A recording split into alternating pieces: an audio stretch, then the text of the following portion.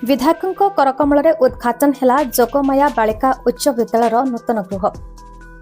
Jagatsinghpur block अंतर्गत माणपुर स्थित जोगमाया बालिका उच्च विद्यालय नूतन श्रेणीगृह उद्घाटित हो जाए। मुख्य अतिथि भाव जगतसिंहपुर विधायक अमरेन्द्र दास और जगतसिंहपुर ब्लॉक मंडल उन्नयन अधिकारी आशुतोष मिश्र फिता काटी उद्घाटन करते। श्रेणीगृह नथिबारु छात्री माने पाठ पढ़ाई बहु असुविधार सम्मुखीन होते। केवल श्रेणीगृह नुहे विद्यालय बहु समस्या रही है। किछि समस्यार समाधान होइथिबा बेले आहुरी किछि समस्या रही है। विद्यालय छात्री मानकु कंप्यूटर शिक्षा दान पई सरकार पक्षरु कंप्यूटर जोगाई दिया जायछि। हेले विद्युत समस्या जोगु कंप्यूटर शिक्षार वंचित होउछन्ति विद्यालय छात्री माने।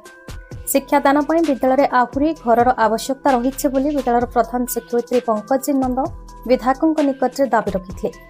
ए समस्या गुड़िक पर्यायक्रमे खूब शीघ्र पूरण कराजिबो बोली विधायक प्रतिश्रुति देथिले। तेबे राज्य सरकार शिक्षा प्रति गुरुत्व देउथबा बेले शिक्षा अनुष्ठान गुड़िकरे शैक्षिक वातावरण और छात्री मानक पाठपढ़ा निमंते समस्त प्रकार सरकारी साहाय्य सहयोग जोगाई दियाजिबो बोली विधायक कहिथे। प्रथम विद्यालय परिसर में विधायक और वीडियो पहुंचवा पर विद्यालय छात्री और शिक्षक शिक्षयित्री माने तांको पुष्प गछ दे स्वागत कर विद्यालय परिसर को पाछड़ी नेथिले।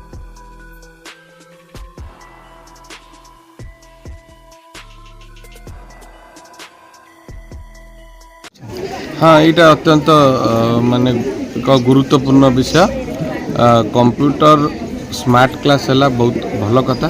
कंप्यूटर क्लास रो मुख्यतः समस्या होची कंप्यूटर डस्ट। जदि डस्ट हम ताले कंप्यूटर टी खराब हो तेणु सबू कंप्यूटर रूम रे एसी मध्य लगे कथा, से डस्ट फ्री रहा कथा एवं तार इलेक्ट्रिक बिल मध्य व्यवस्था करवा कथा। तेणु ये समस्याटा खाली यही स्कूल न सारा ओडिशार एक कथा निश्चित भाव में गणशिक्षा मंत्री पाखे मुझे एक कथा उपस्थापन करी केमती यहाँ ओडिशार समस्या तार समाधान हम। सार माने पैसा आदाय करी इलेक्ट्रिक बिल दबा अत्यंत माने दुखद घटना। तेणु आर समाधान पाई आम चेष्टा करूँ। आ रहा जो नूतन श्रेणीगृह उद्घाटन होती आहरी रही जाइए गोटे तांकर मीटिंग हॉल पाई जोटा कि पूर्व सरकार समय फलक लगी हो पारिना एवं स्कूल गेट टी भांगी जाइए तार मरामती हम एवं खेल पड़ियाटी पोता हम। ये तीनोटी दाबी अच्छी जोटा मो वीडियो सहित आलोचना कले खूब शीघ्र आपरे कार्य आरंभ।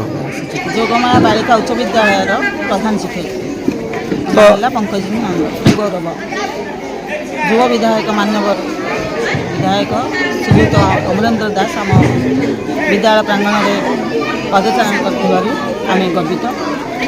गर्वित सहित आनंदित। आम तीन अनुष्ठान ये सब कार्य मिलित भाव में सब कार्य संपादन करता। आज मानवर विधायक को अभियोग कली जे आमर गोटे मीटिंग हल ना अभाव होती पिला संख्या 3 प्रकार अनुष्ठान पिला बसिक मीटिंग करने असुविधा भोग कर। तेणु मानवर विधायक प्रतिश्रुति देते यथाशीघ्र गोटे मीटिंग हल करेंगे। तत्सहित आम मुख्य फाटकटी भग्न अवस्था अच्छी से गोटे नूतन भाव अनुदान प्रदान करेंगे। आम नूतन विधायक निश्चिंत आम दाबी पूरण करेंगे आशा और भरोसा। कहीं विश्वास कर सी होती आम अंचल जड़े सचोट व्यक्ति जे जहाँ बता देते कार्य परिणत कर छात्र अवस्था अच्छे आजिकल ना आज विधायक नुहे से छात्र अवस्था जो थे कलेज पाठ पढ़ुते से जहाँ चाहूँगे कलेज कार्य करके देखते। तेणु आम आशा विश्वास जे नूतन सरकार पत्र उपस्थापन करेंगे और मानवर मुख्यमंत्री ठारू मुझे भावुची गोटे ऑर्डर पास हम जद्वारा कि आम भाई जो स्कूल गुड़िक सारा ओडिशा रही दुख दूर हम बोली मोर आशा। प्रभाकर दास जे कि माणपुर स्कूल सहित ओतप्रोत भाव जड़ित फ्रॉम द वेरी बिगिनिंग। अच्छा आज एमएलए महाशय ये आमर नुआ एमएलए जे होती अमरेन्द्र दास से एठाक विजिट करने आईते आम हेड मिस्ट्रेस एवं समस्त मिस्ट्रेस एवं आम समस्ते